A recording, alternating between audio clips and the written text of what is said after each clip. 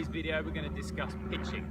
So pitching is a shot where the ball spends the majority of its time in the air and very little time along the ground. Now when we use this shot we're typically around about 30 to 50 yards away from the hole. Now it's a shot that's a little bit longer than a chip and it needs a fuller swing than that, but it's not quite a full shot. It's kind of that in-betweeny type shot.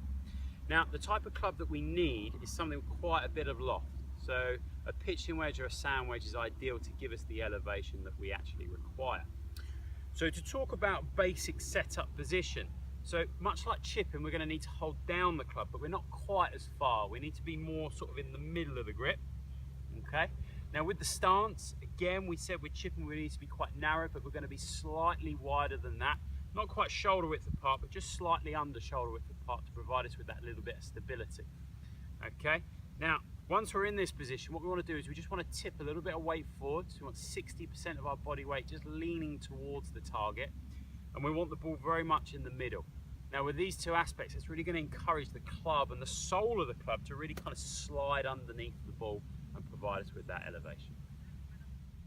Okay, so now we've discussed the basic setup position, we need to talk about the way in which the club naturally moves around our body. Now as I briefly mentioned, this is that in-betweeny type shot where the swing is a little bit longer than the chip from here and it's not quite as full from round here as a full shot. So what we're looking for is we're looking for something that we call an L swing, where we kind of turn it back and it creates this natural L, letter L shape in our swing. Now what you notice is as I get there, I'm really turning my body into this position. My back is starting to face towards the target and my hands are starting to hinge a little bit. Now once we get it back to there, we just need to make sure that again we turn through and our weight kind of moves over to the left hand side and our body turns much like it did on the way back. Now similar to chipping, we also want to combine that with the sole of the club. We need to make sure that the sole of the club really slides the turf so it can provide us with that elevation.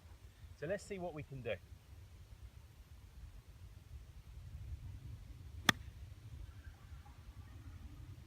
Now I'm lucky enough there to get quite a bit of elevation. The ball stopped quite quickly and I'm around about 10 foot away from the flag.